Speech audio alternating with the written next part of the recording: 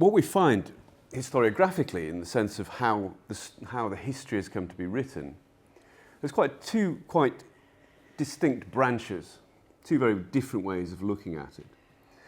First of all, there's the idea that Muslim raids had a devastating impact on Sardinia. They are the cause of depopulation, of looting and depredation, of damage to the material infrastructure of the island, to its churches, the slaughter, the capture of its population, the contraction of the population from the coasts, movement up hills, the reason for abandoned villages, for economic stagnation, for geopolitical isolation. And this view has also led to the idea, slightly old idea, that there was a Muslim presence on the island that could have lasted up to a century or even more. The view is largely rooted in the medieval sources, both Arabic and Latin. So the Arabic sources present the Arab raids as the victories against the Christians, whereas the Latin sources portray themselves as victims of these same raids. And this victims and victors creates this illusion or impression of a very violent and sustained damage to Sardinia. So we need to look no further than the Muslims in order to explain Sardinia's isolation and for its downturn from what had previously been its status under the Romans and the Byzantines. It's a sort of view that's picked up in the Renaissance authors like Farah and early modern authors too. And you can still find very similar views in the modern period. Corrado's not here, but he writes this sort of idea.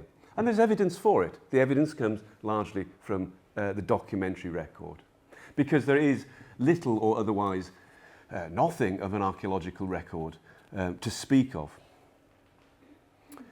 The second view takes a very different stance, and it's what I've slightly unkindly called an Orientalist view, because it emerges from the mid-19th century with people like the great Arabist Michele Amari, for example.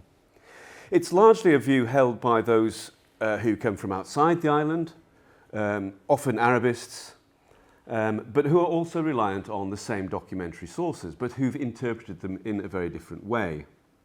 So while they accept that the Muslim expansion into the Mediterranean was geopolitically important, they think that the effect and impact of raids on Sardinia were limited in scope and in impact. This historiographical split, these two different views, can't both be right. They're too divergent for them both to be right at the same time. So the idea of this paper is to look at some of the evidential basis for Sardinia and the Muslims, and to look in particular at some of the more recent evidence that has emerged from the last 20 years.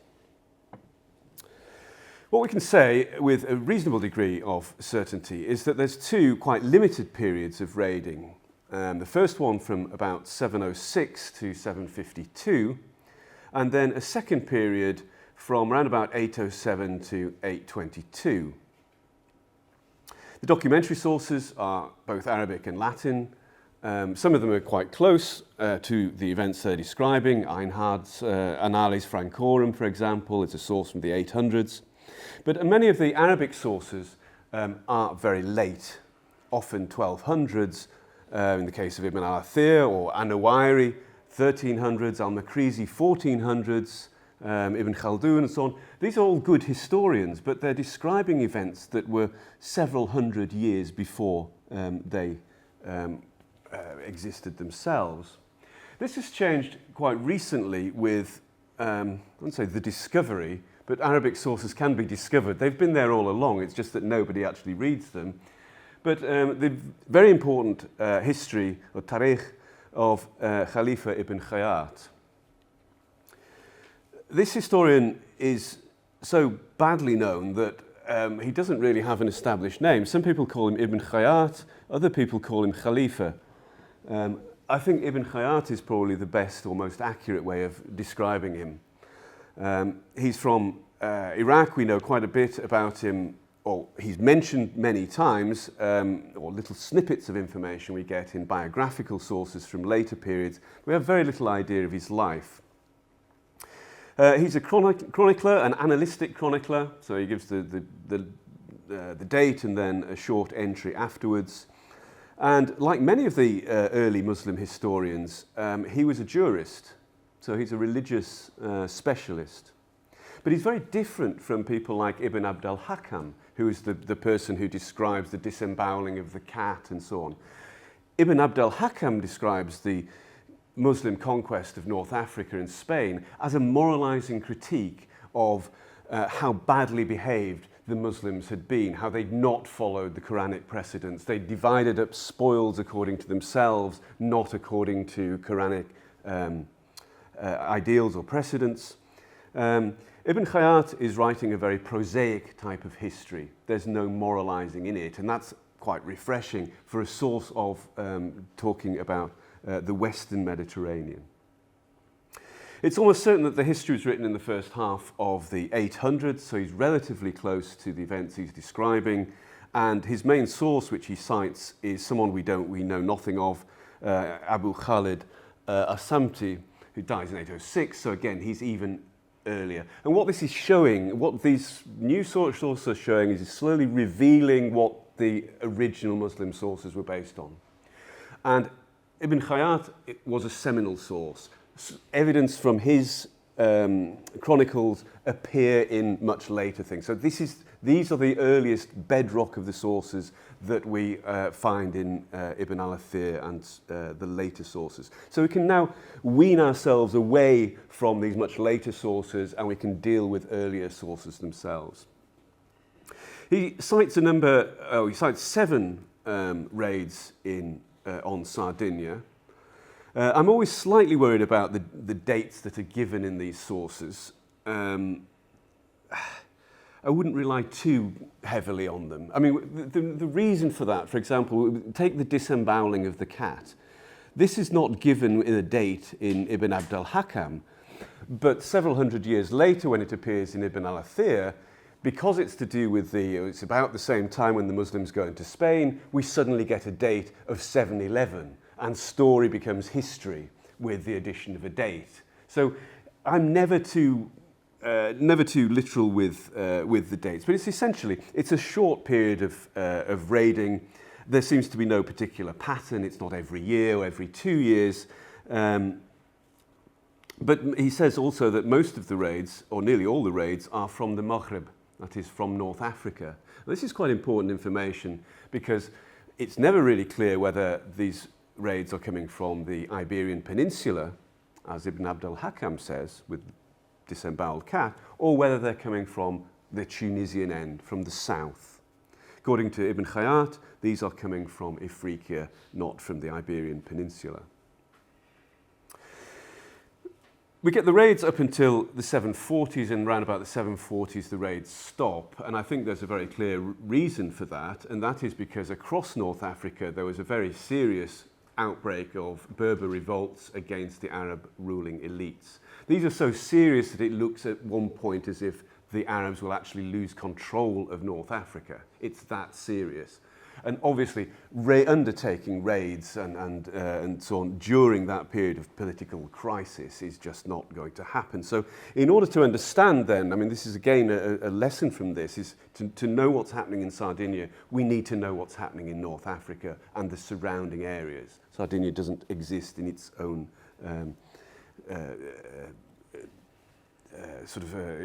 on its own in the middle of nowhere, as I'd said in the film. It is attached in some ways to, it is sensitive to these other events around it. There's a very interesting bit in Ibn Khaldun where he mentions that Sardinia pays the jizya to the Muslims in 752. And for some authors here, again in the modern period, Corrado's not here, but for Corrado this means, and I'm not picking on Corrado, but he's the most recent who said this, that this makes Sardinia a tribute-paying vassal state to North Africa. And that it would have meant, well, thinking it through, there would have been officials who have to collect this tax. This would have been a regular tribute-paying tax, so that the Muslims are essentially draining the lifeblood and draining the tribute out of North Africa.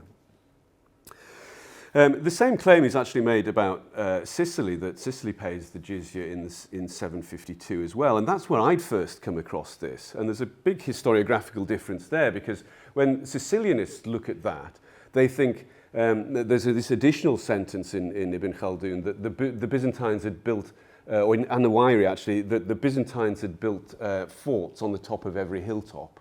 And of course, people then start looking at this and talking in Sicily of a castral network and so on. In Sardinia, we have nothing of that type. There's no discussion of this of that.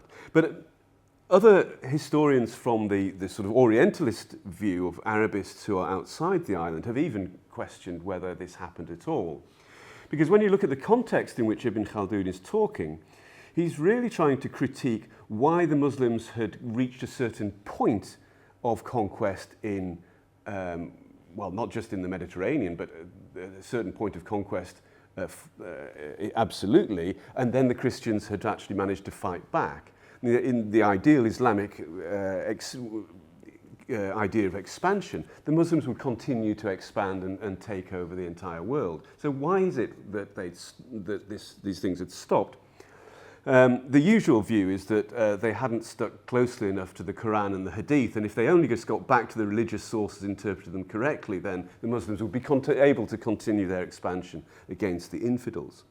But Ibn Khaldun has another explanation, which is that there'd been great investment in the navy, and if you want to have a proper jihad against the Christians, you need a strong navy. And up until the year 750, 752, the Muslims had that strong navy. He claims they had conquered everywhere in the Mediterranean. Obviously, they hadn't, but this is part of Ibn Khaldun's idea. Sardinia paid the jizya, Sicily paid the jizya, but after that, we stopped investing in our fleet. And what happened? The Christians took all of this back. So it's part of a wider point that he's making. And again, I'm not too concerned whether this actually happened or not. But I don't think we should be thinking in terms of a formal agreement between Sardinia on the one hand and North Africa on the other, in terms of some regular jizya payment. There's no real evidence for that. The raids restart in the early 800s, and I think the main source for that is the Latin source of Einhard, dies in 840, and he mentions at least 6 raids. Corrado, ciao, benvenuti, dai. You haven't missed anything. Other sources are Ibn al-Athir, who supplements this with a couple of other raids. But I mean, we're looking at about the same sort of thing, a raid every 3 years for a limited period. And this coincides with the rise of a new and very independently minded regime in Ifriqiya itself, the regime of the Aghlabids. And we know under the Aghlabids in Ifriqiya, they developed the fleet, they developed coastal defences, they developed dockyards and so on. They're quite militant and quite aggressive in that sense. They had come through from the military in order to rise to political power. So again, we need to understand what's happening in North Africa to understand the impact that will have on Sardinia. Can't look at one without the other. There's no raids until there's raids up until about the year 822, and then they stop. And the reason they stop might be given by Makrizi, and again, this is a new work by Makrizi. It's very recently been edited, Al-Khabar an al-Bashar, and he has this little bit about Sardinia, which is very nice. It's a sort of geopolitical view of the 1400s, that when the Muslims took possession of Sicily, the Sards became isolated in Sardinia. It's a very nice idea. It's the first time we get a sort of geopolitical view, or by a historian who's actually capable of doing that and taking a view of the wider picture, like the Muslim chroniclers were able to. And it's this idea, essentially, that from the point of the Sicilian conquest, the Muslims either lose interest in expansion against Sardinia. So Sardinia then becomes part of this buffer zone. It's not then attacked until, there's a single raid in 934, and then there's the Mujahid expedition in 1014. But essentially you go for decades without there being any record of intervention from the Islamic world against Sardinia. So what apart from the documentary evidence is there for these raids? Well, we do have the emergence of some sort of archaeological record.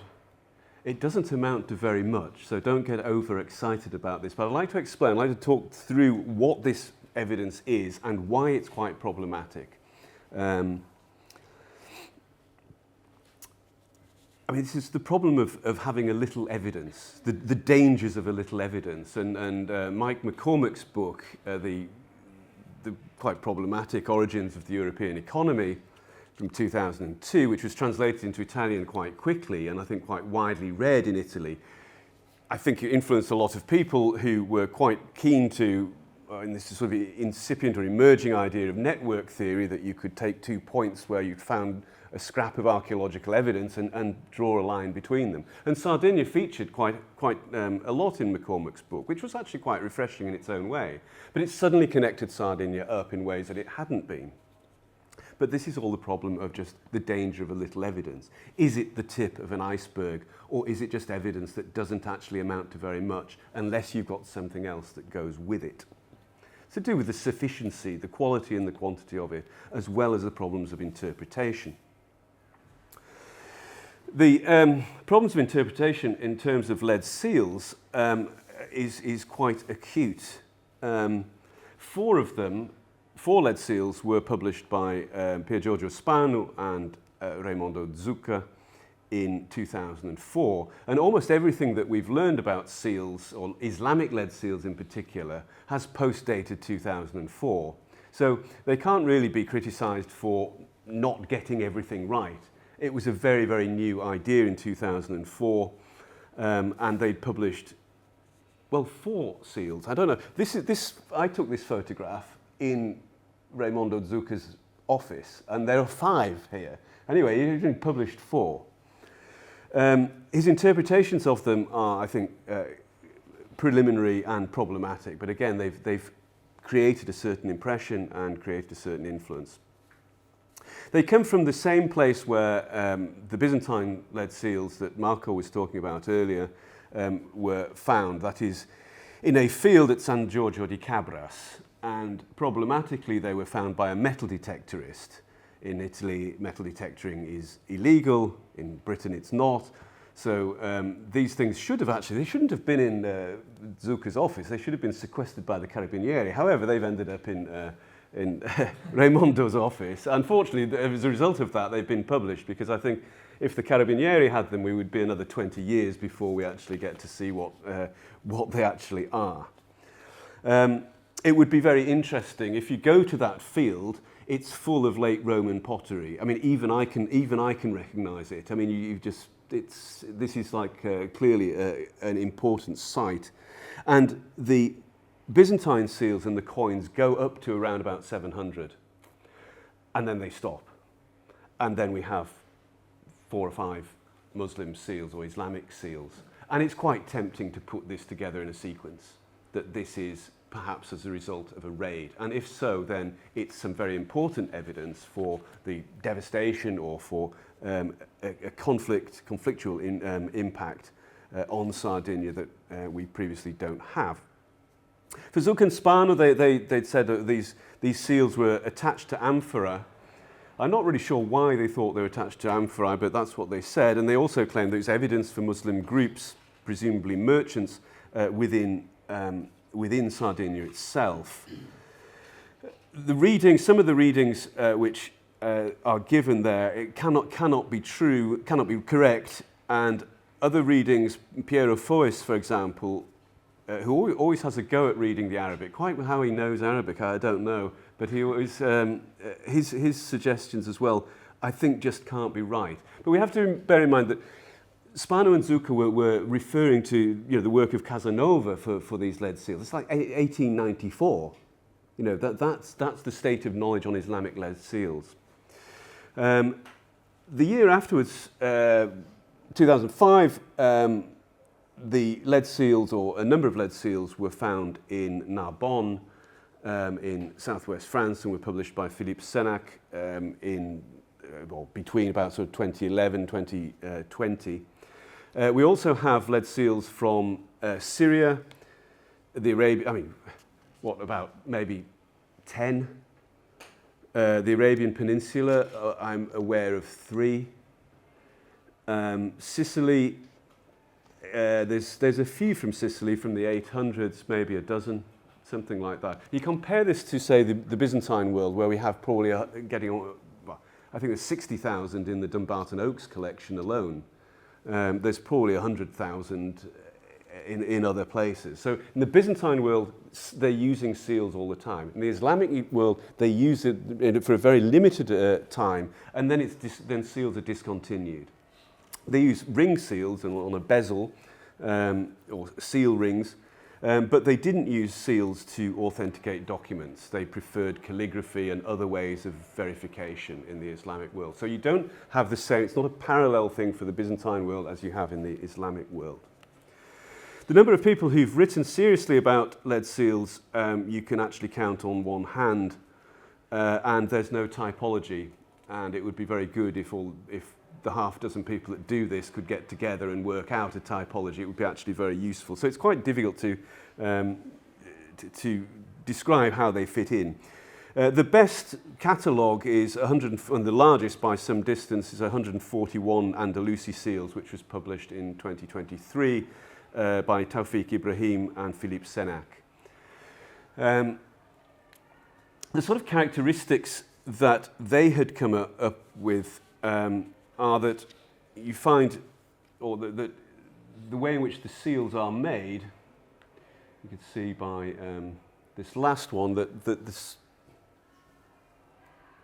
the one. The seals are two separate faces which are pressed together with some sort of tie round it, usually a piece of metal. Now we do have one, which I'll show you later, which has some sort of material in the hole, still in the hole. It might be a piece of cord, it might be metal. The Andalusi ones had a strong characteristic of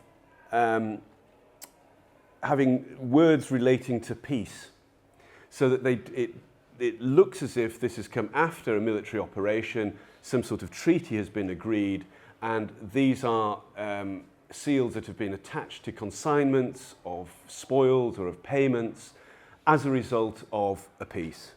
So it's associated then with a military operation and with not being attached to documents, but being attached to consignments of things, boxes of goods or whatever. I mean, we don't really know on this. They're variable in weight and colour. They're usually crudely made. I mean, all the Sardinian ones are fall into the same category. So there's a huge amount of variation. Some of them have 2 sides to them, some of them have a single side. And a lot of them, or a lot of the Sardinian ones, have just the name of a person on it. So here, it is this one. You can make out the word Abdullah. It's the name. It's a personal name. It's probably the name of a commander. It's never going to be enough to actually associate it with a particular person. But these are quite different from the Andalusi ones, which would have, say, the Peace of Seville or the Treaty of such and so. We don't get that on any of the Sardinian ones. Most of them, I think, I mean, these are now in the hands of the Soprintendenza. The photographs I've got, I think, are probably better than the photographs of the Soprintendenza, because at least I've tried to get the light falling on them so there's a chance of reading them. They're almost impossible to read, but they're not going to tell you a lot of information. It's still not an excuse for not publishing them. That does seem, for example, to have some writing on it. That's the sort of level we can get. There seems to be 2 letters there, maybe. You know, this is the state of what we have. It's tempting then to see these seals not in association with trade, but with military campaigns. Almost all the seals we have, whether they're from Syria or from Spain, were issued in the wake of known conflicts. So, for example, we have a number, well, 3, I think, from Baalbek after the fall of Baalbek in 637 to the Muslims, and then you have seals saying belonging to the land of, or the region of Baalbek. So I think they're probably best situated in that frame. But I mean, this not having an answer is also quite important to say. We don't really know what these are, but my association is to, or I would link these with the aftermath of some sort of raid. They certainly are not to do with neck sealing, or like this again is a suggestion that's been made in the Sardinian thing that as an individual, like a bulla, like a Roman bulla, to sort of suggest that you paid a tax and that you have this seal around your neck. That I think is not a serious suggestion. And what Tom had done, I mean, because I'd started to become interested in these, and when they came up at auction in coin sales, you'd occasionally get some a throwaway Islamic seal, and I would buy these for £20 each, and then gave them to Tom to sort of analyse and work out where these come from. And it really was quite a surprise to find that this seal had a very, very close or spot-on provenance from Sardinia. I should say I bought this legally, perfectly legally from an auction house. This has not come from metal detectors on the island or whatever. I had spent some time trying to read it because I thought, oh, this must be perfectly legible. And I'd thinking of various words that this might be before I realised that the Arabic had actually been written the wrong way round. If you write a seal, you have to write the letters backwards, and then when you actually press it, those words will be correct. So if you flip the coin, you get a much clearer outline with the word Bismillah, in the name of God. And again, this is also associated with spoils and with booty, because in the Islamic world, things were divided into fifths, and a fifth was kept by the ruler or by the commander of the expedition. So with something like with the name of God is often an indicator that might have been the part or the part that was kept by the commander himself, rather than by one of the sub-commanders.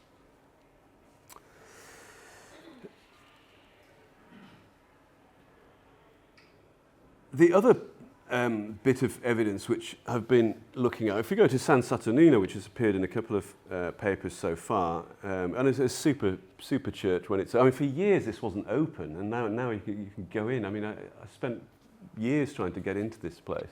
You could go over the railings, when you did, it was also a sort of jungle out there, occupied by about 200 cats.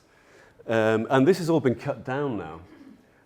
It's because they're going to make, I don't know really what they're going to do with it. In all of this wilderness, you find at the back of everywhere there's an Arabic inscription, and it's still there. They haven't thrown it away yet.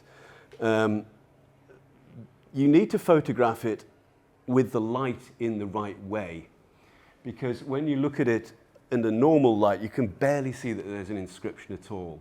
And to read this sort of thing, you really need to get your finger on the stone and to actually trace what is a chisel mark as opposed to what is an indentation in the stone. This has been published by Piero Fois, and I found it quite problematic, both his reading and his interpretation, and I'll explain why. It's not straightforward to read. This is the stone in the epigraph. This is 64 by 35, and essentially what I did, or what I can show you, is the sort of isolation of the parts that I think are actually made by a chisel. If we sort of isolate that bit, the key word is that. And this is why these things, when you're reading these things, you're not trying to actually read the letters. You're trying to look for a particular word that opens up what this inscription is. That letter is that word is the outline sana, in the year of. And once you've got that, this is like you're home and dry now, because you know what's going to follow is a number. And what we have there of the last two letters is the first two letters of arba, of 4, but only the first two letters are there, and then the next two, or the next 3 letters begin here. So this is important because it means this is the end of the inscription. It doesn't go on any further than that. It restarts on the next line. And that is also then the beginning of the inscription. So this is not part of some longer inscription. This is the inscription that we've got. The date itself, I think, is not too problematic to reconstruct. So it's 4, and you can see this is, the Arabic Tisain. And then the problem is on the last bit, which is the word for 100. So it's 4 and 90 and 100. Now, I think it's 100. If it's 200, it would obviously give us a date not of 810, but in the 10th century. Okay? This is what Piero Fois thinks it is. For it to be 200, you've got to add in another 2 letters onto that end of that. And I don't think there's room to do that. Okay? This is, I think, why it should belong to the 9th century, not the 10th century. It's a very crudely done piece of epigraphy. It's very, very poor by any standards. We're also missing the first letter. Okay, so my reading is Cagliari. Well, that's nice, isn't it? But I mean, look, we don't have that first letter. This is why this is problematic, and this is why I think these things need to be explained. And what is the sufficiency? How good is this evidence? What is it actually based on? Right? I think it's Cagliari. Because we're in Cagliari, it's outside San Saturnino, I'm putting 2 and 2 together. Okay? So I think it's Cagliari in the year 194, computes to 810, and very nicely, that is one of the dates that Einhard has for a raid where he says that the whole of Spain came, and they raided not only Sardinia but also Corsica. So this might again be putting 2 and 2 together and making 5, but we can link it into some documentary evidence. And it's extremely rare that we should be able to do that.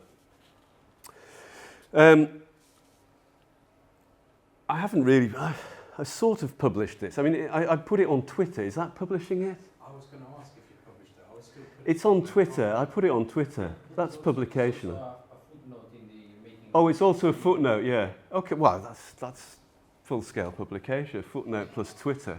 That's the way I do things these days. The difficulty of it is, the difficulty of the reading is nothing compared to what is inside the church. So if you go in and then of what Marco had said was the older Byzantine core of the church, the central part on the right-hand side as we look, you find this. Now this is the best picture that I've managed to find, and I've asked the Soprintendenza whether we can have lights and so on and get this illuminated, because again, the hope is if we can get one word out of it, we might be able to crack open the whole thing. As a spoiler alert, I haven't managed to read it, but I can convince you that there are, well, it wasn't clear to me how many lines of text there even are, but if you take, say, the bottom one, you can see there's a sort of, I'll toggle it backwards and forwards, you can begin to see lines where there's text. People are nodding as if like they actually believe that. There is something written there, and it is in Arabic. You can see the sort of loops and letters.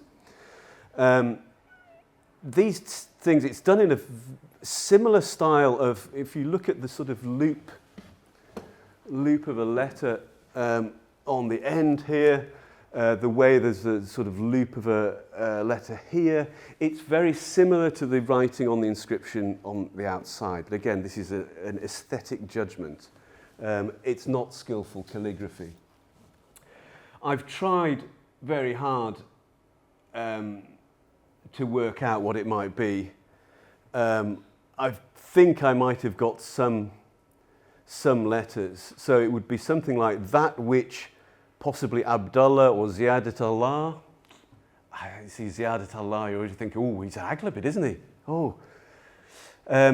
but that which so-and-so ordered, and then you would get probably a year and possibly some religious phrase or something like that. I still can't crack this one, but this is the state of the evidence.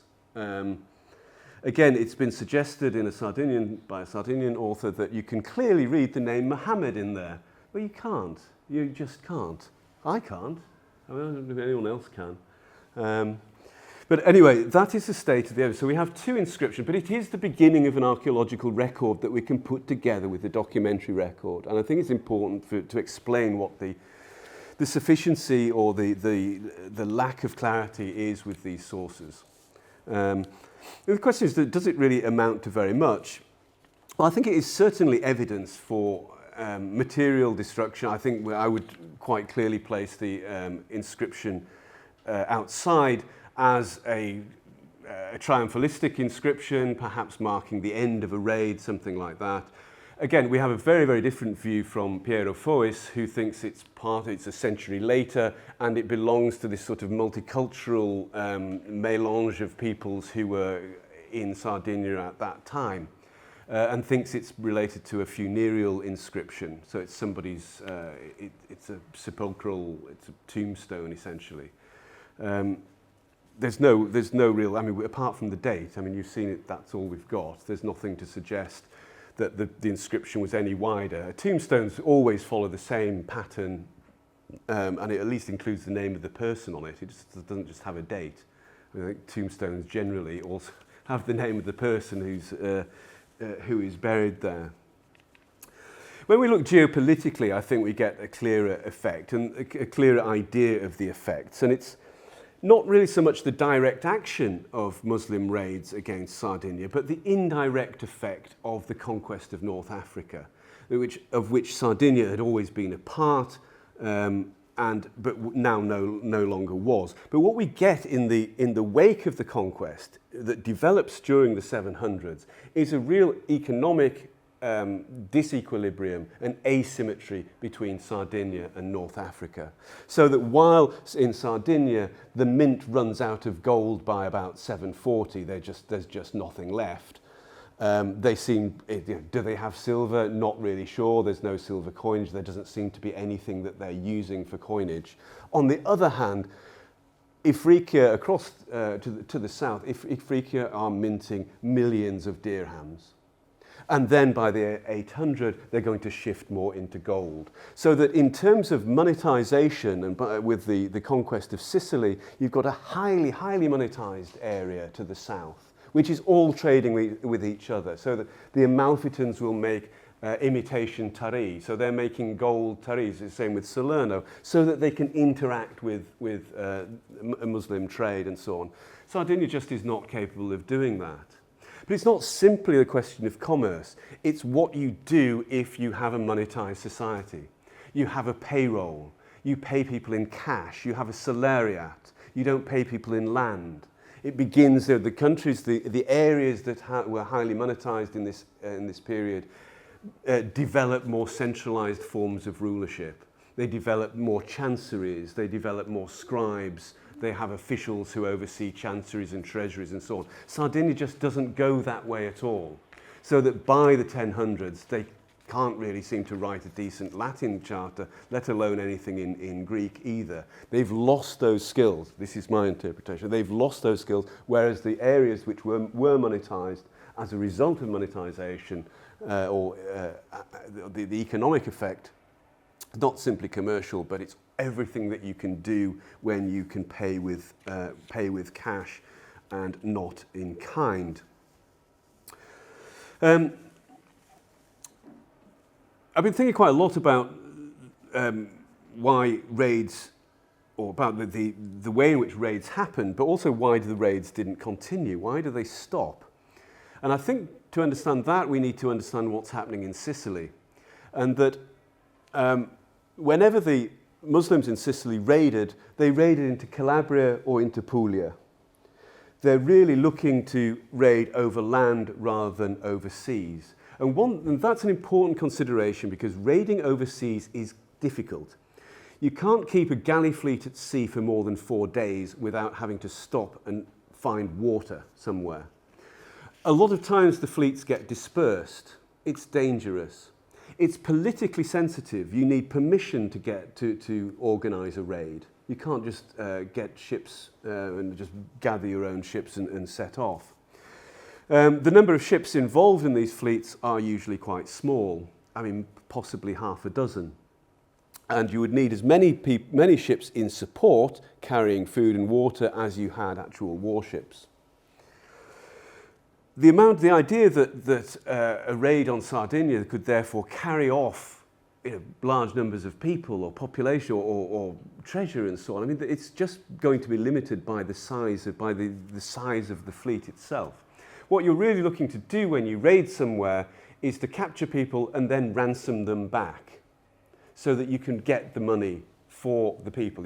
Carrying the people across sea, loading them all in a boat and then carrying them back is just not practical.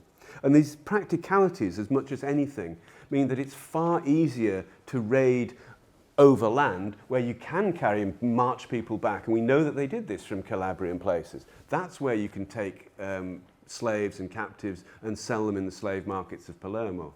But carrying people overseas, particularly from a cash-strapped Sardinia, which doesn't have any money anyway, so they've got nothing to pay with. I mean, you don't want to swap somebody for a load of sheep and then end up taking the sheep back. The Sardinians have nothing with which to pay. But we also know when the Byzantines were sort of attacking North Africa, I mean, this is like a bilateral idea, but when a sort of treaty breaks out, there's not a whole load of trade that comes on the back of a treaty. There's a treaty and there's very few contacts between, say, North Africa. In the beginning of the 800s, there's a treaty, but there doesn't seem to be much going backwards and forwards in terms of trade. So it's a delicate treaty. It's one that could be broken at any time. It's not something that where trade follows the flag. And it's quite possible that Sardinia suffers by being on this buffer zone. It doesn't inspire, even if there's no raids, it doesn't mean that opens the route for commercial contacts between Sardinia and North Africa. Instead, all the evidence, or the bits of evidence we have, is that Sardinia then starts to geopolitically reorientate itself to Campania and then later, of course, to the northern parts of Tuscany and to the north and so on. So there's a whole number of reasons that why raiding overseas was not particularly practical. And there had been these reputations, and you see this in the sources, of fleets sinking, the Muslim fleets just going disastrously wrong and the ships being dispersed and so on. It doesn't take that much to put off the whole idea of raiding at all. So going back to the historiographical divergence, and I think there's probably still no firm evidence for this vastatio genre of like complete devastation or of a Muslim occupation phase other than being on the island for the amount of time that it would take to raid. But we do have, I think if I've interpreted the bits of evidence correctly, we do have, I think, evidence for raiding and possibly for material damage as a result of it. But these are not sufficient to really explain Sardinia's isolation and so on. For that, we need a geopolitical explanation rather than something practical in raiding terms. But I'm just struck by this huge asymmetry post-700 from two parts of the world that had been connected up from Carthaginian times and which were now disconnected. And that's where I think the real disconnect happens. And as I'd said in the film, had Sardinia been conquered by the Muslims, it might have been a very, very different situation for Sardinia. Sardinia would have been part of that whole economic circuit. As a result, or what actually happens is it's not part of that circuit. Sardinia is not mentioned in the Cairo-Geniza documents, for example. It's the absence of evidence that can actually speak in those terms. Nobody really goes to it in the same way that they would have gone from Spain to North Africa, to Sicily, and to the South Italian mainland. So Sardinia is disconnected from that very wealthy, monetized zone. So it's not really just about raids, it's about, to understand Sardinia and the Muslims, we really need to understand what's happening around Sardinia, particularly North Africa. I think less so for the Iberian Peninsula, but perhaps particularly in Ifriqiya and also in Sicily. And that's, I think, the best or most correct historical context in which to see these.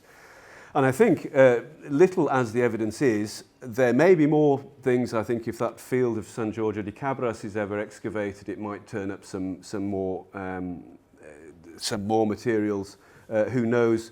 The few coins that were described by Giovanni Oman in the 1960s that were kept at the Archaeological Museum were stolen from within the museum. This is quite some time ago now, 30 or 40 years ago, but we don't have those to look at, but they were at least described. So we know that there are some coins there, but again, it's the dangers of a little evidence. There's not very many coins. This doesn't mean because we find a couple of Arabic coins on the island that therefore there was, this is evidence for a much wider, or the tip of an iceberg of continued commercial dealings with the Islamic world. This is the period for the 700s and 800s. I think after the Mujahid expedition of the 1100s, the situation changes. There are then more contacts. People are coming to Sardinia more frequently from the Islamic world. That's quite different. But for this period of the 8th and 9th century, I see it really in terms of conflict and of a fairly limited scope, but a type of early terrorism, really. And it sticks in the mind of the Sardinians that in an increasingly Christianized island, that the Muslims could raid them at any particular point. And I think that is probably the state of the art of the evidence that we have. It doesn't add up to very much, but it's difficult to interpret, and you can interpret it in lots of different ways. And if nothing else, I hope that's what this paper has demonstrated. Thank you.